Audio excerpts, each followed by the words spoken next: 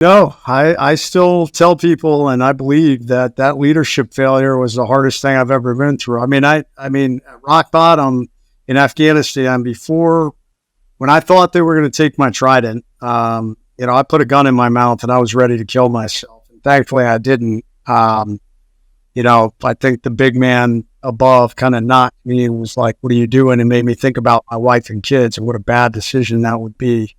But building myself back up and being told, hey man, you don't measure up, you don't belong here. That was really hard. It's hard to be ostracized from a community that you much about. Granted, it was my fault. I did it, and I own those mistakes, but that was really tough. And that was the hardest thing I think I've been through. The good news is because of that journey, because I had to go through a multi-year journey of effectively leading myself and ignoring all the noise around me and just constantly driving forward. And here's a goal, accomplish goal. Here's a goal, accomplish goal, drive forward.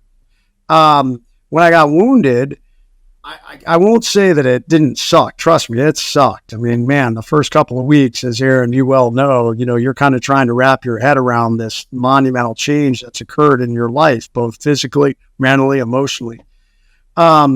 But I will say that very quickly for me, I looked back at the past and I said, listen, you've already been through the hardest journey you've ever been through. And the formula is the same. You're going to lead yourself. You're going to lead others. You're going to lead always. I don't care if you're in this hospital bed. I don't care if your face is blown out. The formula is the same. You don't get an excuse just because you got injured to suddenly lay here and feel sorry for yourself. One, it doesn't accomplish anything. And two, you already kind of charted this path. So that became the path forward when I was wounded. So it made things easier, if you will.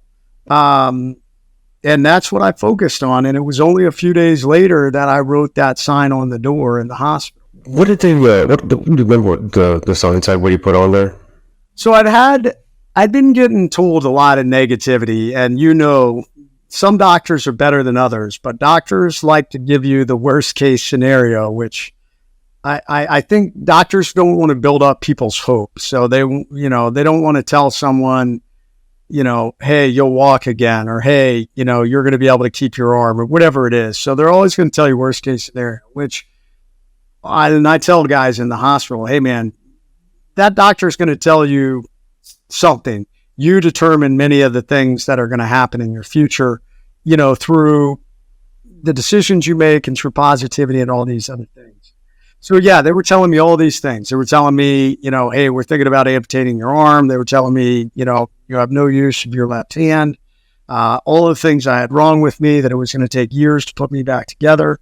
And then I had a couple of people who came into the room and they were really feeling sorry for me. A lot of pity. And when they left, I just said, okay, I'm not having any more of this.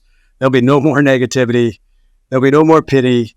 That's going to stop right here. And when my wife came back in the room, I wrote out the sign that said, I told my wife, nobody's allowed to come into my room with negativity from here forward. And I wrote out that sign. It said, attention to all who enter here. If you're coming in this room with sadness or sorrow, don't bother. The wounds I received, I got a job that I love, doing it for people that I love, defending the freedom of the country that I deeply love. I will make a full recovery. What is full? That's the absolute utmost physically. I have the ability to recover. And I'm going to push that about 20% further through sheer mental tenacity. This room you're about to enter is a room of fun, optimism, and intense rapid regrowth. If you are not prepared for that, go elsewhere. And we signed it, the management, and put it on this big piece of orange poster board. A couple days later, a teammate took off his trident and tacked it into the bottom of the poster on the door, and it became known as sign on the door. People took pictures of it. It went viral. It was on the news. Earned me an invitation to the White House to meet President Bush.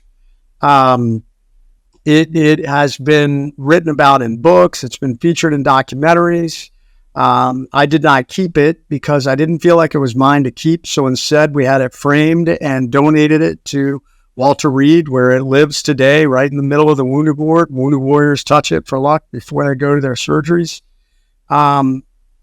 Yeah, I mean, I try and explain to people, the greatest gift you have in this life when bad things happen is you have a choice. No one forces you to lay there and feel sorry for yourself. That's a personal choice to do that.